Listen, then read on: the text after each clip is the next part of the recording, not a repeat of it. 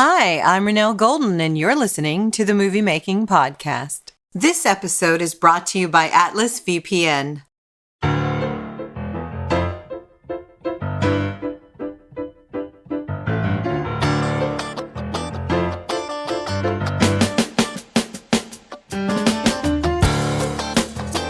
Hello, everybody. Today we are here with Kevin Longa. He is a filmmaker and he has done it all, exploring the world and also probably eaten almost every type of food there is on this planet. How are you doing today, Kevin? I'm doing fantastic. I've barely eaten today. Oh, you were just waiting, right? Yes. Oh, I'm excited to talk to you because you're doing something different. What makes it different is the purpose to what you're doing. And I would love to hear about, first of all, your journey to becoming a filmmaker, and then we'll get into talking about your new show, Taste. So how did you end up being a filmmaker? Well, first of all, thank you for having me. I've always been enamored with films and filmmaking. I grew up watching movies. Like I had my own personal Blockbuster video. Oh, wow. Like all of my savings and all my allowance and all my gardening work or tutoring or whatever I did to earn money would go straight to buying DVDs at the local Best Buy on Tuesday. I would oh my God, ravenously, in the newspaper you get like those little ads for newspaper ads. I would just go straight to the Best Buy section where the DVDs that were coming out on sale, and I would buy the one that came. Didn't they used to have the $5 DVD, like the specials? Exactly. And I think Walmart did that too. You can get these dirt cheap, but they're good movies. They're just a little older. So exactly, yeah. Oh wow, yeah, and the bargain bin at Blockbuster itself and everything. Yes. Before that went away. But how many did you end up with? Do you know? Did you end up with hundreds? Were you that bad? Absolutely, hundreds. Oh yes, absolutely. Really? That's my son in video games. Oh wow. Oh wow. He's an adult though. It wasn't when he was a kid. Wow, that's quite a lot of video games. I feel impressed. For me, it was probably over 500, between 500 and 700. Wow. Okay. Yeah. Okay. But I always really loved watching movies and was always a really great escape, especially since I was a very shy kid. Mm-hmm. And I was also a bit overweight and kind of feeling, and also I know this is a podcast, but I'm kind of ethnically ambiguous. My kids are too. They're multicultural. I don't even know how you put that. Mixed race.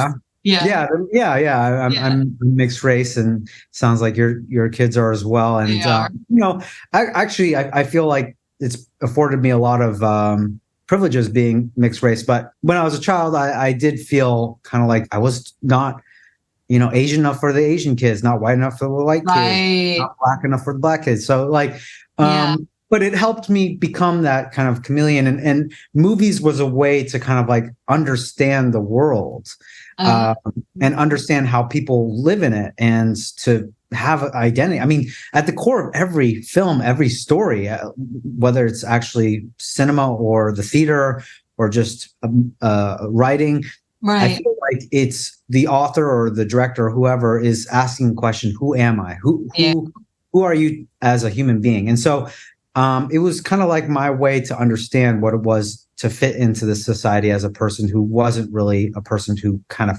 fit in. Find your identity, because you were many things. Yeah, my kids are Asian. Their dad is from India. Oh, so really? They were kind of a unique mix, and we had interesting experiences when they were young. Mm-hmm. And then they've grown up and they just kind of mesh with whatever at this point. So wow. I bet they are treated like a local in many places in the world. I certainly have been. Yeah, I mean, we didn't travel that much because, we just didn't. I don't know why.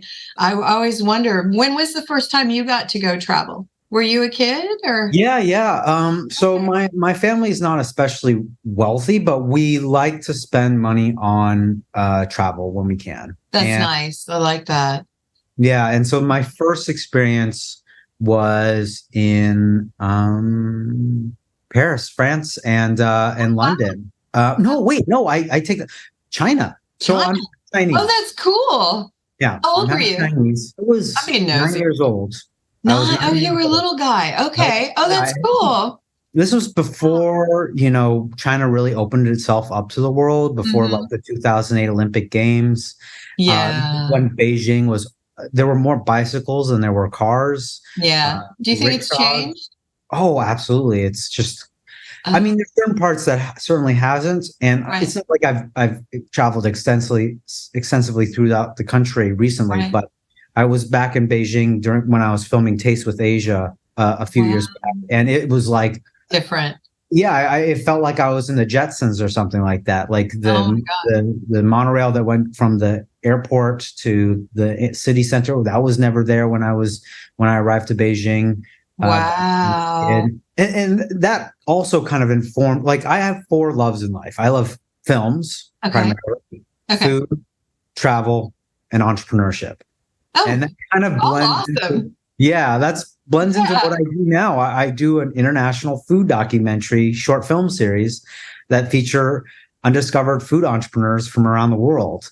Uh, But okay. you asked me about my beginning. So like Yes. basically Sorry. I started making films ever since I was 8 years old. I made everything from like Oh, stop seriously? motion Lego movies to dramas to skate videos, music videos, How did you do karate it? movies. What were you using? I was using my dad's high-8 video camera, the thing Oh that my we gosh. used to Cool. like film our birthday parties and stuff like that. Yeah. Um, Wow. yeah, and then eventually I graduated to a mini DV camera. Okay. The digital DSLR revolution Yeah. Yeah. happened, mirrorless cameras and things like. But yeah, it started with that humble little high That's handy. so cool. Did you make your family like watch every movie you made? Were Oh, you absolutely. you Yeah, torture them? I made my family participate in there. Oh, I love it. Okay. I have a video of like, so I really love Steven Spielberg. I mean, Right. what young kid doesn't, especially Right. when Jurassic Park came out. Or oh yeah, yeah, that's better. Yeah, and Mm. I was enamored with that story, and so basically, Yeah. I have a small little video. It's actually on my Instagram. I like Oh, a movie of me directing my mom and my dad as I made my first film. It was my first film. We oh were my at this God, little, that's so cute. I'm gonna have to go watch.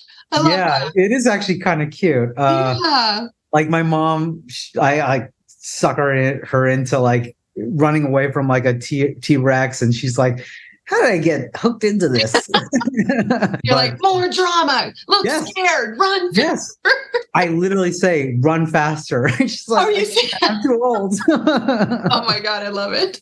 Yeah. Oh my But God. that was the beginnings of my, I guess that was my directorial debut, was when Yeah, I that's was, awesome. That's a yeah, great, 8 years great old. origin story or whatever you call that. Oh my God. Yeah. Funny. All right. So fast forward, you get out of high school. You know this is what you're going to do for a career. Mhm. Well, actually, there's a little bit in between then high what? school that informs kind of like why I do food documentaries. Oh, okay. So, as I mentioned, I was fairly overweight, and like I ate some pretty bad food back in the day. Like I would inhale a half a dozen Krispy Kreme donuts in one sitting. Oh, wow. Are you from Florida? It started in Tampa, where I went to high school. Well, actually, Florida did play a huge role in my filmmaking career. Like, so I was very enamored with Disney as well. And our first, actually, I can't remember whether it was China or it was Disney World. That was our like first family trip. China was our first abroad trip. Okay. Disney World came, I was like in third grade. And I was doing a lot of animation and things like that at the time. And yeah, Florida, I ate a lot of Mickey Mouse pizzas. Florida food, yeah. But no, I'm from the Bay Area, San Francisco Bay Area. Oh, okay. Well, that's still kind of there's magic in California somewhere. Oh, for sure. Yeah, I mean that's the home of Pixar, right? Yes, yeah. Yeah. I mean, I went to school in LA. I went to college down in Los Angeles, but I grew up in the San Francisco Bay Area, which is the northern part of. Right. And it has a very different vibe than SoCal.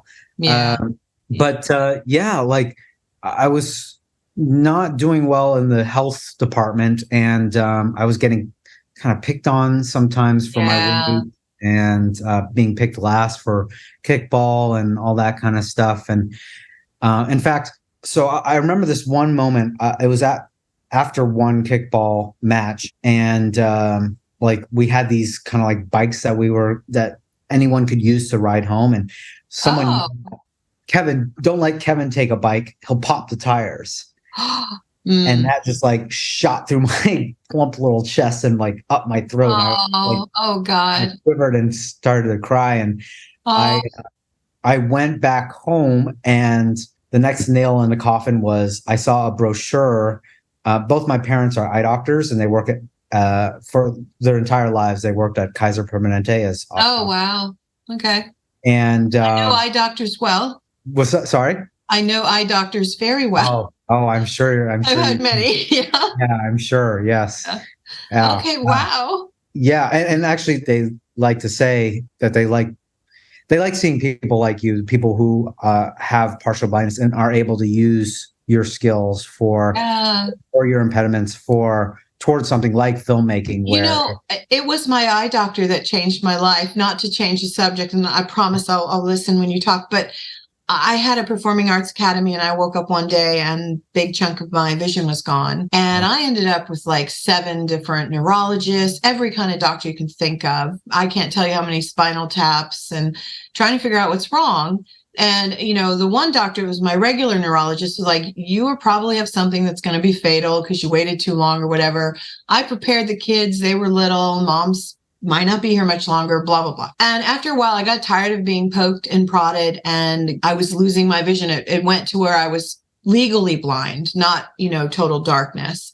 But I refused to go to the doctors anymore. And that enabled me to actually find a world-renowned specialist that was an eye doctor without all the little parts of the story. I went to see him, and the first day that I went to see him, I was so fragile by that point. I was like crying all the time because, you know, no one was helping me. And he changed my life because he said to me something, and I was like, damn, I got to snap out of it. He said to me that blindness, going blind, it's not a death sentence. You can still live a full life and have dreams and blah, blah, blah. And the way he said it, that was 13, almost 14 years ago, changed my life because I stopped feeling sorry for myself. I started realizing there's still a life to live and, you know, so much to do. And because of my daughter, I ended up becoming a screenwriter after I lost my eyesight. Before that, I was a mom and I was into music and all that kind of stuff. And going blind made me go into film and entertainment, which you would never have thought that's where somebody with vision issues would end up. So that's my weird story, but it saved my life. That's not weird at all. And it's very related to my story with health as well. And filmmaking. So like, yeah. So what did the brochure say? Well, it said what to do in big bold letters, what to do when your child's obese. And they, you know, I don't think they did it on purpose. Like they just forgot it was there. And similar to your story, I was in the hospital like a week later, and wow, nurse. So for you, it was an eye doctor who changed your life. And for me, it was a nurse. Oh wow! And she came walking in. In her hand, she had this clipboard, and with her other hand, she like lowered these horn-rimmed glasses from like the 60s. Mm-hmm. Oh, She kind of looked like that slug in Monsters Inc. The one that talks with yeah, okay. And she looked down at the chart, and she kind of like gave me a piercing glare and looked over the brim of her glasses and said, Kevin, if you keep this up, you're going to get type 2 diabetes. And I just froze. And I had this kind of like epiphany moment. Yeah. A lot of my family members, including, for example, my grandparents who took me to China and London and Paris and South Africa, they had diabetes. I remember giving my grandfather blood sugar tests and pricking his finger. Oh, wow. And like my cousins have type 1 diabetes and they had to give themselves insulin shots. And, every kid hates needles, including myself. And so that just mortified me. And I didn't want to give myself those shots for the rest of my life. And so literally the day after that, I put myself through like a personal boot camp until like Krispy Kreme grease and butter and sweat was seeping out of my pores. And you just said, that's it. I'm changing my life. Yeah, I went cold turkey on fast food. I haven't touched McDonald's since. My normal meal McDonald's before that day was large fries, large Coke, a McFlurry, 2 cheeseburgers, and McChicken. Like at one go? Yeah, in one go. And this was when I was 11 years old. So, that was a lot. You were a hearty eater. I was a hearty eater, and people called me Husky. People called me Twinkie. Oh, wow. How long did it take you to make an impact on your health once you decided, all right, I'm doing this? It took some time. Thankfully, time was on my side because I was 11, and I'm very grateful. Like, I think that's one of the greatest gifts that I've gotten as. But to be 11 and do that on your own, I mean, that's like powerful stuff. It was accumulation of many of those things. Like, it was all those little pivotal moments that I mentioned before, but also my English teacher at the time, he assigned us to go see a documentary for extra credit called Super Size Me. Oh my God, I was going to guess that. Okay. Wow. And that's how I got into documentaries. And to kind of close this loop, you were asking about after high school. Well, right before, in junior year of high school, I made my first feature-length food documentary called Fueling America. It was about food corporations and how they affect American culture. Yeah. Oh my God. So and I had I hit like local 17? Farms. Probably 16, 17. Yeah, junior year. Did you get people to like talk to you? Oh yeah. Yeah. I had executives from like Pizza Hut. You're kind of amazing. Oh my God. Wow. I had Dole, the banana and fruit company.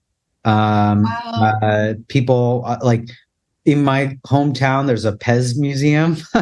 So I got a guy from the Pez museum. Oh, that's funny. Local farmers. And what was very advantageous, or I feel very lucky, was that, I lived in the Bay Area. And so I was able to film and interview farmers and people who were revolutionizing the organic and regenerative farm movement before it was even popular. Oh, wow. Yeah. That's amazing that you did that as a kid. Oh my gosh. That sort of sealed the deal. This is what you're doing with your life, didn't it? Well, no? Not quite. Oh no. Wait. I mean, it all ends up great in the end, but like, I was a pretty studious kid, and I still am infinitely curious about the world. And, when you're 16, 17, 18, and you're just out of high school and you're going to college, like it's tough to know exactly what you want, especially. Yeah, my youngest is a lot of that. And it's fine. Yeah, I think that's fine. Like, there's that Baz Luhrmann quote in that song. Some of the most interesting people the guy knows is like 50, and they don't know what to do with the rest of their lives. And to ask a high schooler or even a college student, like right out of graduating college, to know exactly what they want to do. It's almost not fair. Yeah. And so actually, when I went to college, I actually studied economics. Oh, seriously? Wow. Yeah. Okay. But I did a lot. Like I was part of the marching band. I started an entrepreneurship fraternity with a few people. You were high energy. Very much. I started. You still are, right? I still am. Yeah, a bit. Yeah. Okay.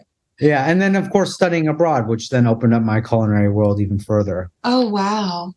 Atlas VPN is offering podcast listeners 86% off their 2-year VPN subscription. That's less than $2 a month to make sure your family's personal data is securely protected on all their devices. On top of that, you can get an additional 6 free months of service when you purchase in time for the new year. Now you can utilize all that Atlas VPN has to offer, like their next-gen encryption, safe browse technology, and data breach monitoring. Keep you and your loved ones protected from cyber threats in 2024. Go to get.atlasvpn.com/moviemakingpod. That's get.atlasvpn.com/moviemakingpod to get 86% off today.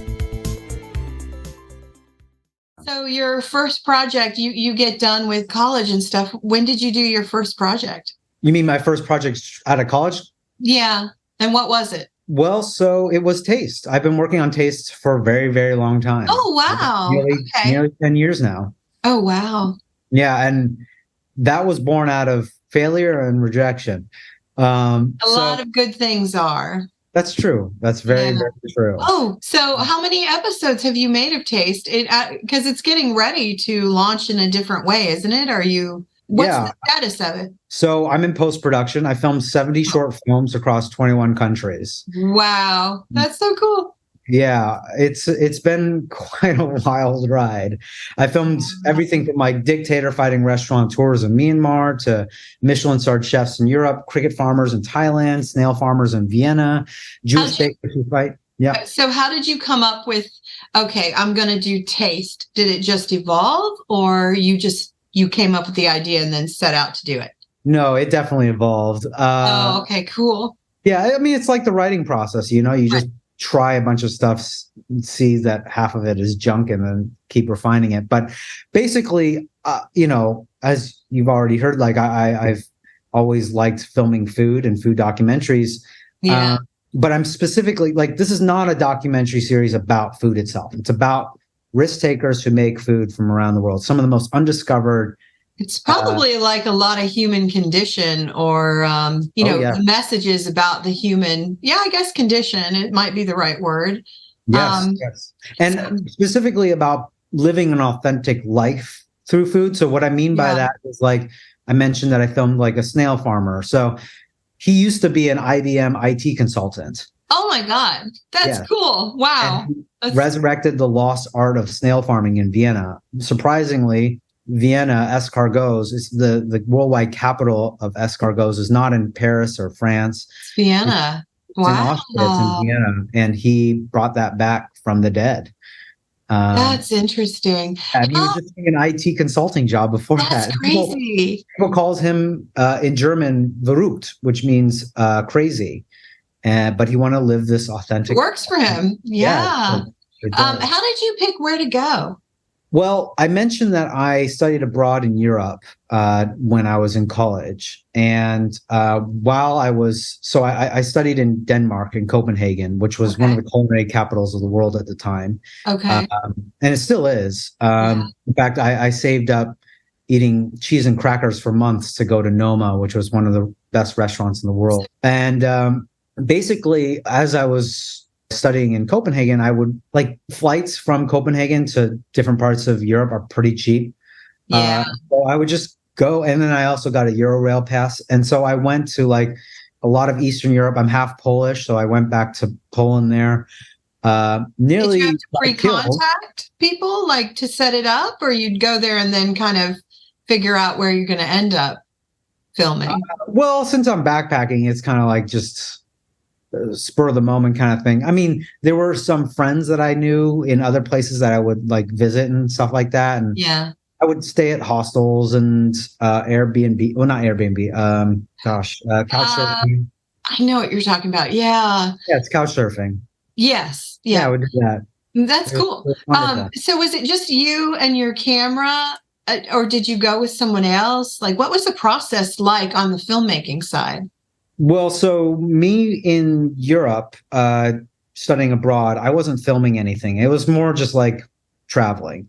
Right. But if you fast forward past my time, after graduating from college, right. It was the tail end of the economic recession.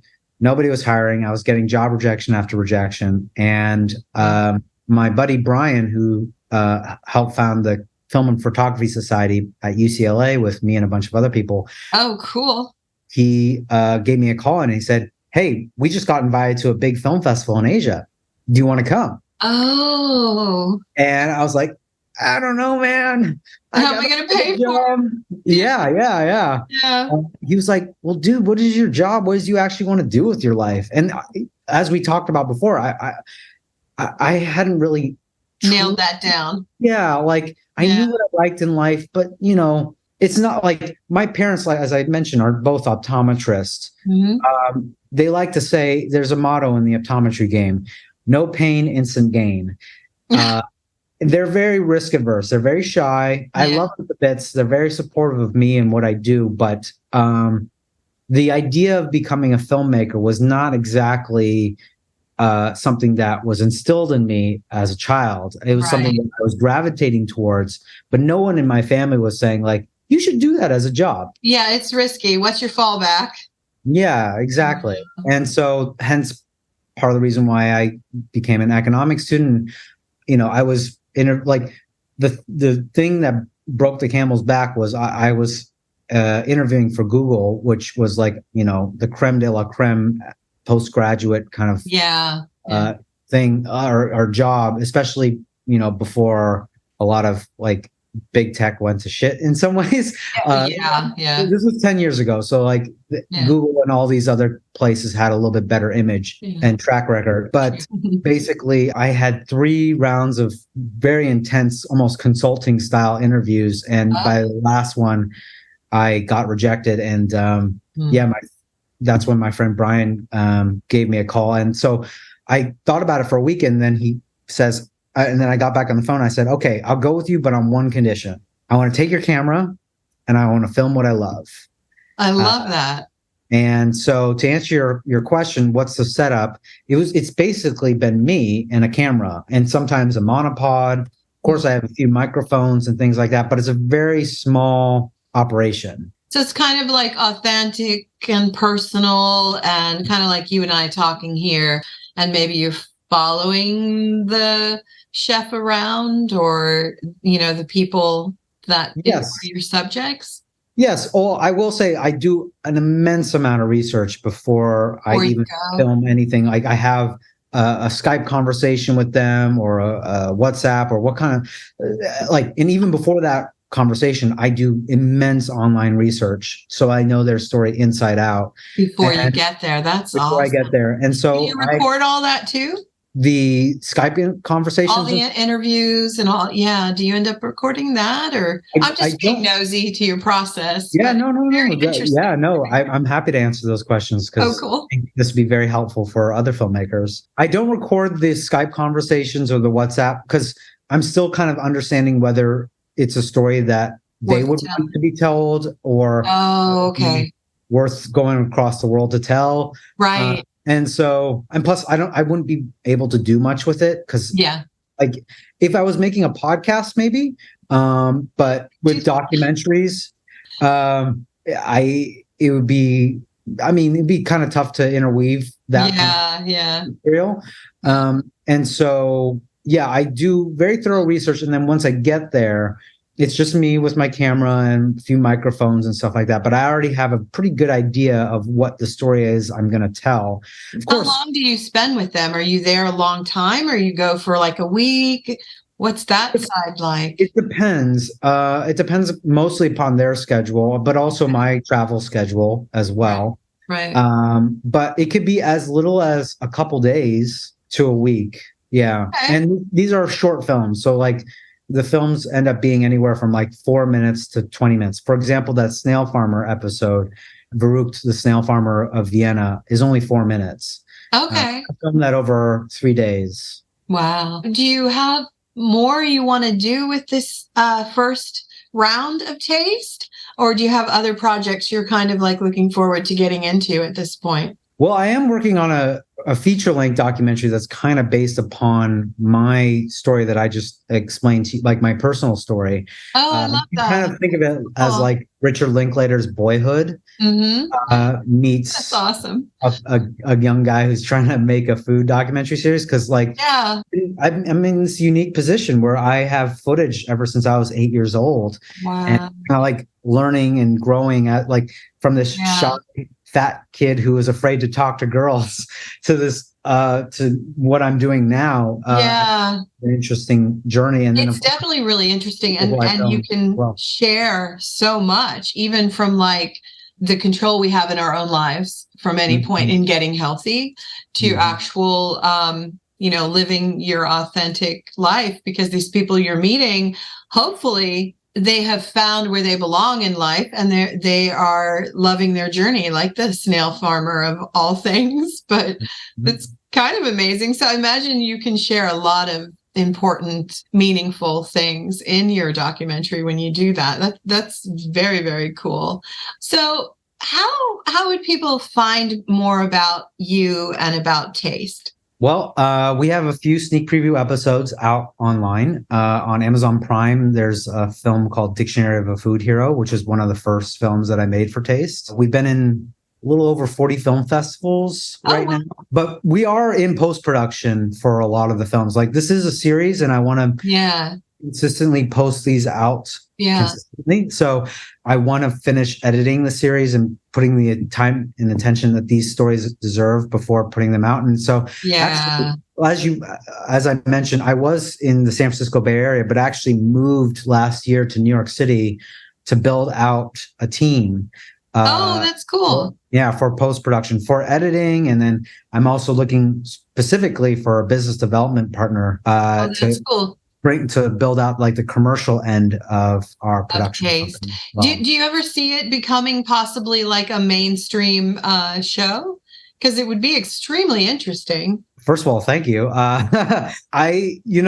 We'll see. We will see. I mean, never say never. Yeah, never say never. Like, my end goal, if I had like this dream show to create, would be to meld the cinematic beauty of Planet Earth, BBC's Planet Earth. Yes. Journalistic integrity and doggedness of, say, the New York Times FX's The Weekly or 60 Minutes. Oh, wow. Okay. Blending those two and telling the most amazing stories of the people who make food from around the world. Yeah. And those people surprised us, because I was reading some of the people that you've actually worked with, and it's surprising who is behind food. Some of these people you've met. So yeah. I mean, I've filmed with people who have survived genocides. I've filmed with people who fight dictatorships with their food, and like, it's astounding. Well, I believe the reason why I do this, well, there's many reasons, but I believe that nothing unites us more than food and stories, and I believe that food is a window into every aspect of our lives. Food is, of course, as we discussed, health. It's the environment, it's war, it's peace, it's family, it's feast, it's the social justice. It's all these different things wrapped up into this little package. And it is true.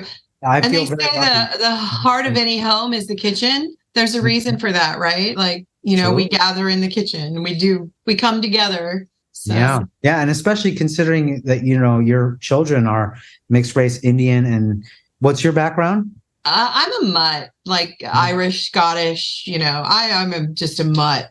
There's so many. I'm sure your kitchen is pretty diverse as well. I don't like to cook. I like to write. So if you need cooking to live, it might be rough. I mean, I found out there's some kind of rule book. You're supposed to feed your children. And so I did. No, I'm just kidding. No, I don't cook because I can't really see. I could burn the house down.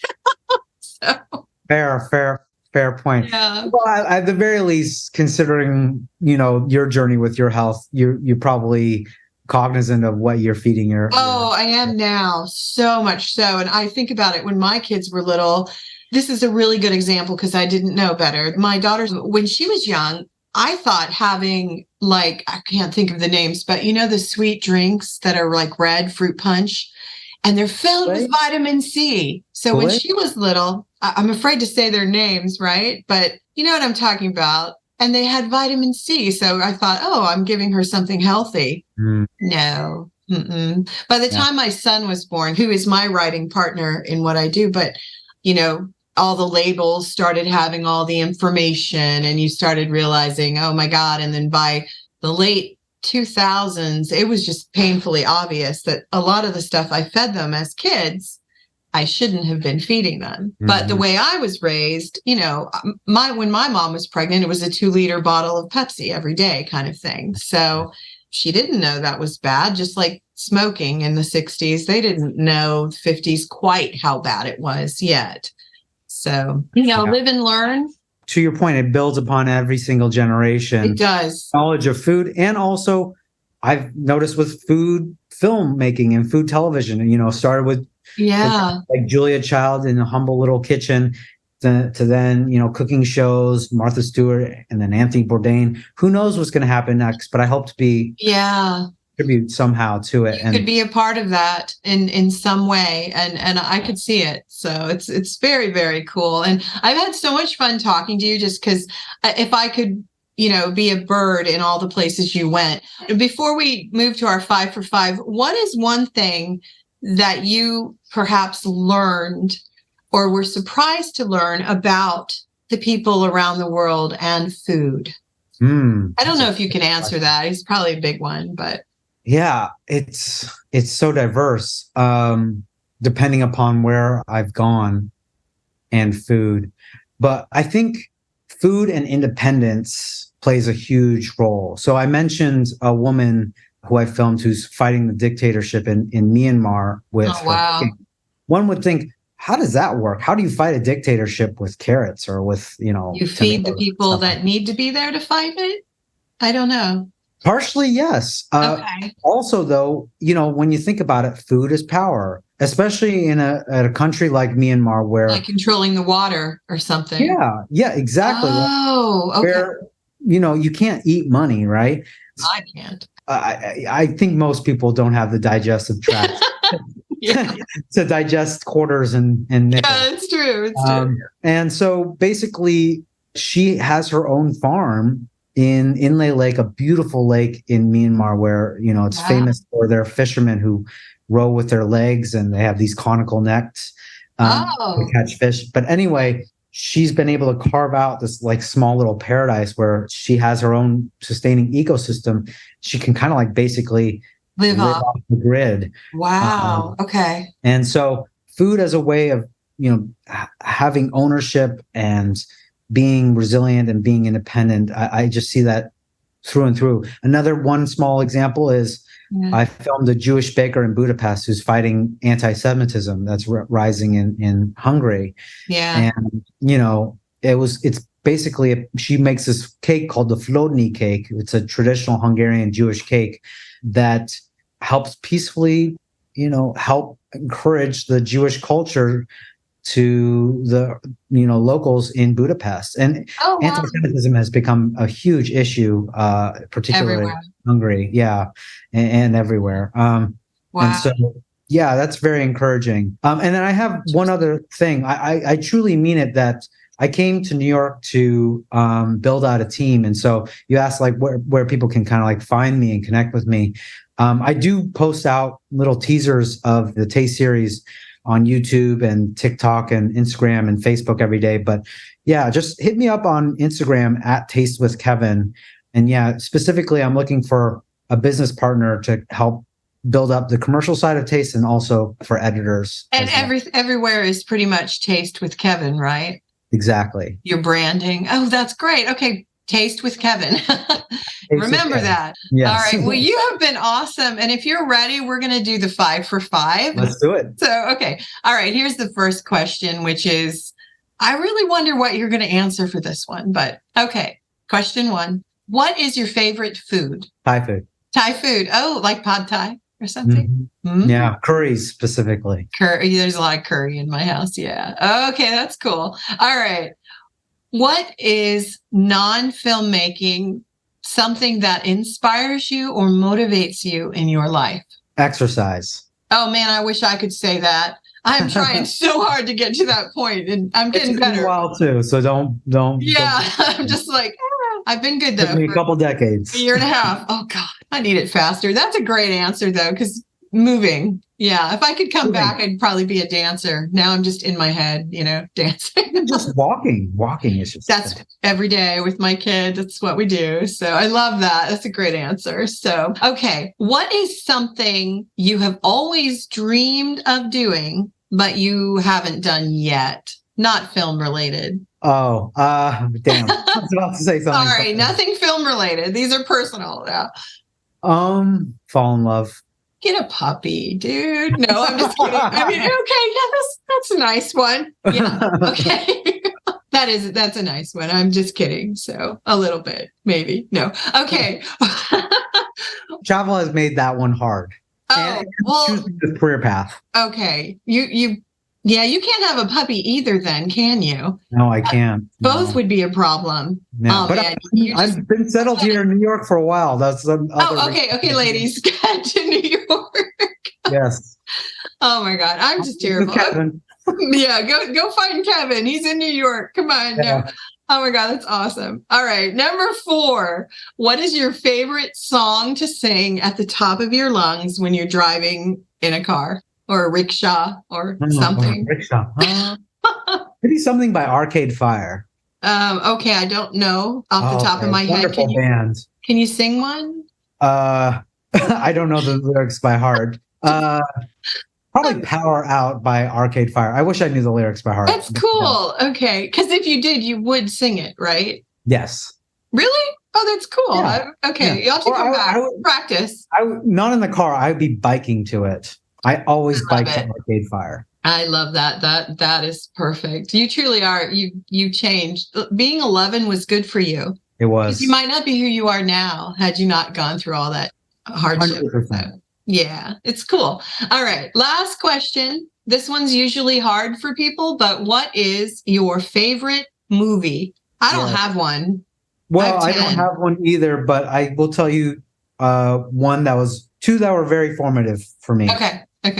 Titanic was the one that made me want to become a filmmaker. Oh, good. Okay. That one's about love. It is, yes. Well, what I liked, it's good filmmaking, though. It really is. What I appreciated about it, because I was like 8, and there's a whole story behind watching that film. But like, you saw that at 8? Yeah. Oh wow, that's amazing. And I was more in it for the action. And I admittedly, actually, at first, I didn't even know what the movie. Gotcha. James Bond was coming out, and I was into James Bond. Oh, well, yeah. So my birthday falls near Thanksgiving every year. Okay. And so a lot of big movies come out. And so as a tradition, my family would go to the movies for my birthday. That was our Black Friday. We've always done that my whole life. Go to a movie. Exactly. Yeah. And James Bond, Tomorrow Never Dies was coming out that year. And I wanted to see that really, really badly. And then my parents were like, let's do a double feature. Let's see this movie about a boat. And I kind of rolled my eyes and was like, that sounds so boring. A movie about a boat. Yeah. And of course, funny. James Cameron's epic. And what I love about his films, and Titanic in particular, is he's epic yet intimate. Really was. So what's the other one? You had another one? Once, which is very intimate. Once is a John Carney film. It's Glenn Hansard and Marquetta Anglova. It's was back in 2007, 2008. That movie came out. I know the title. I don't think I've seen that one. I have seen Titanic, but yeah. Wow. Oh wow. It's a love story, right? Kind of, but it's not. It's very almost platonic love. It's very music centric, but it's not a conventional musical either. Oh, I love that. It won Best Song at the Oscars. And actually, the director just came out with a new movie called Flora and Son, which I am in love with. Oh, okay. But yeah, just it's a very indie movie. Like it was made for only a few $1,000s, but I love that. I could do that. That's cool. Like the polar opposite of Titanic in many ways. Yeah. That's so cool. You have been so awesome to talk to today, and I wish you great success with Taste. I think it's phenomenal what you're doing going around the world like that. So thank you so much. Thanks for having me. I appreciate it. Yes, come back anytime if you want to just chat, and I will be watching for new things to come out. Thank you so much. Thank you. Have a great day. Bye-bye. Bye. Movie Making with Renelle Golden is brought to you by Samira Entertainment, supporting indie films and the filmmakers who create them.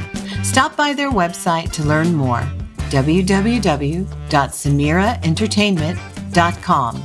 That's www.samiraentertainment.com. You've been listening to Movie Making with Renelle Golden. Be sure to come back for our next episode where we bring you the people who make movies you love. Got a topic about filmmaking you want to hear on our podcast? Send us an email at moviemakingpodcast@gmail.com. Thanks for listening.